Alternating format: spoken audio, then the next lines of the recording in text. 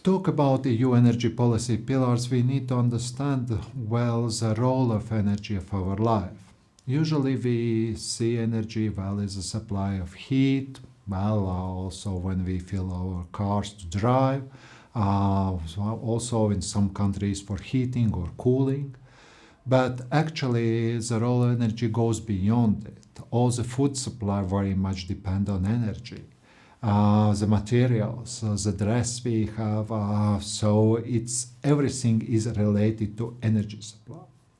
And there is also one particularity that, until nearly 19th century, human development was not very fast because of energy supply, but mostly has been done by our force, by force of domestic animals, but it changed with use of fossil fuels. And as fossil fuels moved strongly, we have had more and more need for energy. First of all, the global population started to grow faster. Also, our life expectancy grew faster, and any modern state has seen the energy supply as a crucial delivery for its citizens. So that means that the first pillar of any energy supply, but all same of the EU, is security of supply. So you could only consume energy if you have it. So in a more simple way, if you have food. But if you have other tasks to perform, then you need supply of energy.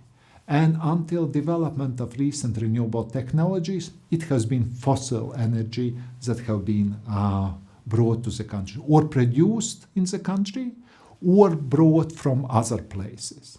That brought this particularity that in first oil crisis was rather interesting in the EU, that each country tried to sort the problem all alone.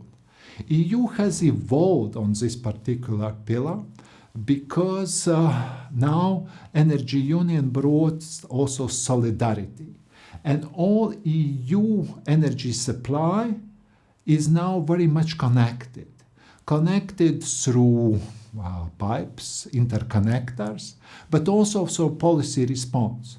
So the idea is, if there is a shortage of gas supply, then you can get gas from the storage from your neighbor country. And it's not done by some order, but it is already arrangements of the member countries themselves. For electricity supply, the network operators work with the same grid codes. So that means that there are no misunderstandings between grid operators, and that means that electricity supply challenges is being equalized through the whole European Union. So I think this concept evolved reasonably well, but it's exposed definitely European Union to the supplier of the third countries, and particularly to Russia. Since sometimes these issues have been addressed also with diversification, but it has been less efficient as we can now see as it could have been. The second big thing for the EU is definitely that you need to energy to get for affordable price. So it means affordability or competitiveness for the industry. And in the EU case, this issue is mostly addressed through the markets. It was not always like this. Energy was seen as one of the main competencies of the state. And as a result, state invested too much money, and actually the energy has been quite expensive. So market forces definitely allow to more optimal production of the energy for the consumers. So that you try really to evolve in market developments and generators, or supply comes when the prices are high and there is possibility to deliver cheaper energy. But even this provides some challenge because there is connection between the pillars. So EU energy electricity generation is based on so-called marginal price. So you pay the price for the fuel you need the last to continue to supply the demand. But what to do if it is gas and gas price is skyrocketing? Because then it also makes an impact on electricity price. So the market developments in energy sector are more complicated and there is always need to improve, but still the overall thinking of the EU is that markets is the best response to provide for energy supply. And there came a new dimension, because for quite a while, people tried really to evolve, security of supply and as affordable as possible energy. But soon we have noticed that, there is smoke, and recently is more and more recognized that our welfare based on fossil fuels actually is bringing end to the next generations. This climate change issue have been not noticed at the beginning, and only with the time we discovered the more fossil fuel consumed for our own welfare, actually we make planet hotter. And if the overall temperature of planet increases, then what we get? Disaster. So we first try to adapt, but sooner or later the problem is going over it. So that means that you need to find the energy supply for affordable price, but also sustainable. Sustainable, that means that it makes as little impact to the environment in a short term, but also in medium and long term.